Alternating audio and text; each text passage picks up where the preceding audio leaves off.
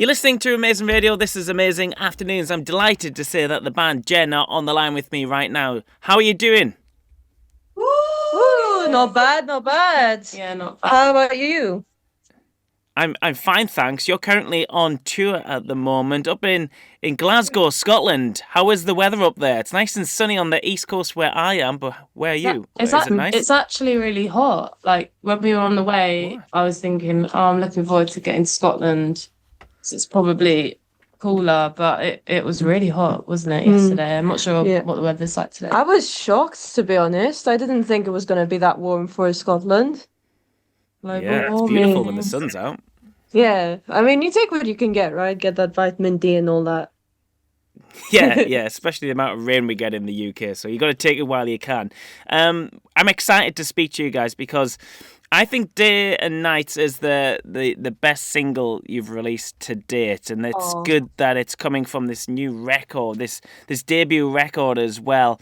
Tell us a little bit about this single. How long have you had it in your locker? Have you had it, under wraps for a while? Actually, no. I think this was actually the single on the album that we wrote very, very last minute. I think it was less than 2 weeks before we recorded the album. We went into the studio just to practice some of the stuff that we'd already written, and then this came out of a jam really randomly, and it was almost like a perfectly structured song from the get-go. And it was so funny because Leona wasn't with us. And we were like, oh, she's gonna kill us because she's obviously got to write lyrics for another song. And we sent her an audio of it, and we were kind of all just sort of sitting there eagerly, like, please, I hope she likes it. And then thankfully she liked it, so we ended up recording it. But yeah, it came really, really late, which most of the other stuff had been bits and bobs of ideas that had kind of accumulated over quite a while. So yeah. Well, my next question is this a good example of the tone and feel of the record?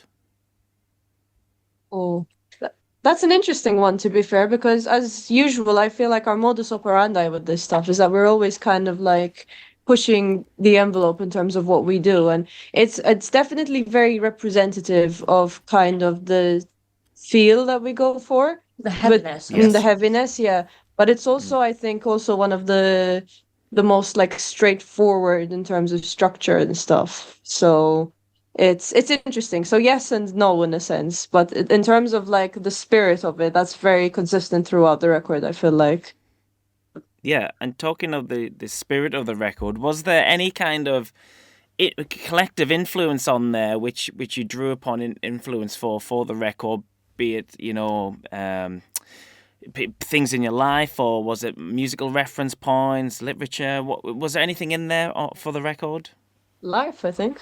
Yeah, I suppose. Yeah. I mean, I can speak from a lyrical sense of view. I think lyrically, I was very much affected by the everyday life, the mundane, basically. And I like to read a lot of books. So I kind of was influenced writing-wise by a lot of like Calvino, Perec, Sartre, and kind of like the existentialism side of it as well. And there's also the first single that we released, Romores, which is kind of like a little homage to Eric Romer, who's a French new wave director. And the characters are very much existentialists in that sense as well. And I feel like a lot of it is about self-discovery in a sense, and the discovery of our identities collectively as well. But also somehow there is that bridge between us that we're all trying to kind of like cross. So I think we all had a part in it in a way that is like pretty special, don't we? Yeah. Yes. Yeah, I mean that definitely comes across in the music. I think there's all sorts of emotion in there, especially with this kind of a bit of a dark undertone there as well, isn't there? Yeah. I think we're definitely very introspective people, and I always felt like that came across in what we do, to be honest. I mean, lyrically, it's definitely really easy to get a sense for, but I also feel like even music, like we're just always thinking all the time. Oh Yeah. God, wow, band says they know how to think. But like, we're always very, like conscious of things like the musicality of things and the picture the lyrics paint and such. I suppose sometimes what I worry about is like the accessibility of it, because sometimes I have a kind of like tone that I write in a very nuanced, cryptic way that you might not Yeah. kind of like at the forefront of it, you might not really know what is happening or who we're talking about per se, lyrically. However, it's kind of like the style of my writing in a way, and it's kind of like you end up when you're doing a record, you kind of end up doing a record for yourself. I mean, as much as you want to please people, but you Yeah. firstly need to please yourself, if that makes sense. And I feel like we've opened the Pandora's box here with this album, and yeah, we just feel very satisfied because we kind of like got this like big bulk of our chests, and yeah, it's just very satisfying. No, I think you're onto something there, because I think what you do is obviously very organic, and that leaves I think that leaves a massive door open for interpretation of the people who are listening to the music, and I think people bring their own interpretation to the music. I certainly do when I listen to your music, and I think the expression of emotion in there, people can just apply that how they see fit with your music, and I think it will appeal to a lot of people because of that, and people will put their feelings and their emotions and what's going on in their lives and select your music to help soundtrack that. That's lovely to hear. Thank you. Thank you. That's very awesome. Yeah. No, that's very. It's cool. One thing I do need to clear up though is the pronunciation of the album. Is it Unum? Yeah. Unum, yeah. I mean, yeah, I guess so. I mean, you have to know Latin to say it, but I think so. I think it's Also, it's a Latin word then. yeah, it means oneness, kind of, because I think, yeah, kind of as Leona said, there's kind of an element of each and every one of us in the album, that even though we're very different as people, we all have very Yeah. contrasting characters who kind of came together to create something that kind of brings the best out of each and every one of us. If that makes sense. That's excellent. That's excellent. Yes, it does. It makes I perfect think sense. also It makes perfect Unum sense. is a way to kind of like heal some trauma that we have ingrained in us as well. Like we were all going through a really rough time at that point, and this was a way for us to kind of like heal that trauma and kind of like putting it out somewhere, if that makes sense. And Yeah, I'm a makes great perfect believer sense. in art as a healer. I mean, as cheesy as that might sound, but It's not it cheesy. does It's not work in cheesy that at all. case. It's not. It's I not think the cheesy. name also kind Art of is the best follows from. expression. I think also yeah. the album name kind of, it feels like a continuation of our EP, which was like the first proper thing we released as Jen, and that was called Liminal, which is like obviously And in kind of the between. start, and it's the catalyst of something more. And then this Unum, this oneness, I think is almost like a completion of like, not completion, but a more rounded project in general. So it's kind of, Yeah. you'd be better at saying that. You can definitely see what I said earlier about the thinking thing, to be honest, because like we put a lot of like care and deliberation into every facet of what we've been doing. Like from obviously the music itself, but then like how it's presented, the arts, the videos, the everything, down to the name. It's very. I mean, it's very kind of true to us in that sense. Yeah, we that- did everything in house as well, and I'm very very pleased with the artwork and video side of things that came out. And Leanne was was working on a really. If you want to talk about it, Leanne, I don't know whether we should mention what you've been working It depends on if we've got time.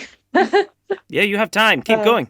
Oh no, so we did basically because for the album cover, which you may or may not have seen, it's a 3D render that was created by a Mark. artist friend of ours, Mark Francis, who does architecture as well. So it's quite like it's a pro job is what I'm saying. But Yes. I also built I took that 3D model and built it into a little like browser a browser based like 3D experience that you can like walk through and interact with bits and bobs around the house and stuff, and it's just kind of it was just a little a sort of fun but also slightly different way to we always try to like see how multifaceted we can be about